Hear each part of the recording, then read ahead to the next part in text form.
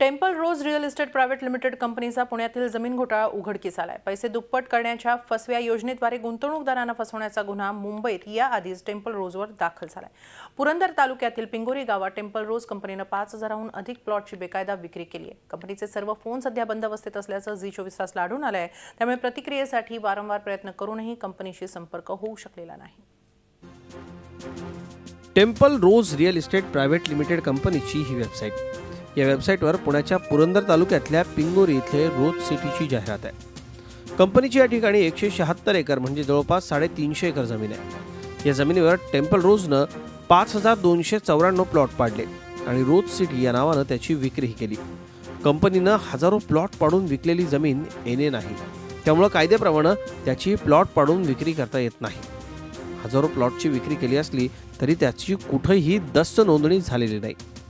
मुळात हे खरेदी कसं केलं इथून सुरुवात होते।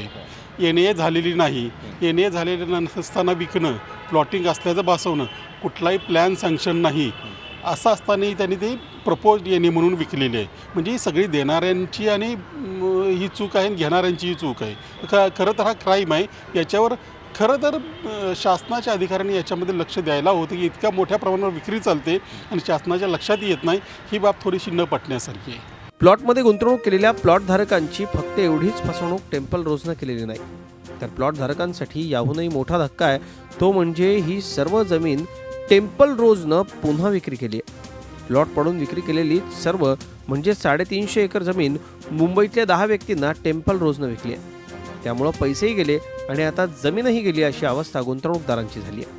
टेम्पल रोज रिअल इस्टेट प्रायव्हेट लिमिटेड या कंपनीची सहयोगी कंपनी आहे टेम्पल रोज लाईव्ह स्टॉक फार्मिंग। याच कंपनीच्या नावानं पिंगोरी येथील ही जमीन खरेदी करण्यात आली होती। ही जमीन पशुपालनासाठी खरेदी करण्यात आली, मात्र त्या ठिकाणी पशुपालनाऐवजी या जमिनीची बेकायदा प्लॉट पाडून विक्री करण्यात आली आणि त्यासाठी दुसरं म्हणजे टेम्पल रोज रिअल इस्टेट प्रायव्हेट लिमिटेड या कंपनीचं नाव वापरण्यात आलं। म्हणजेच हा सर्व प्रकार गोलमाल दिसतोय।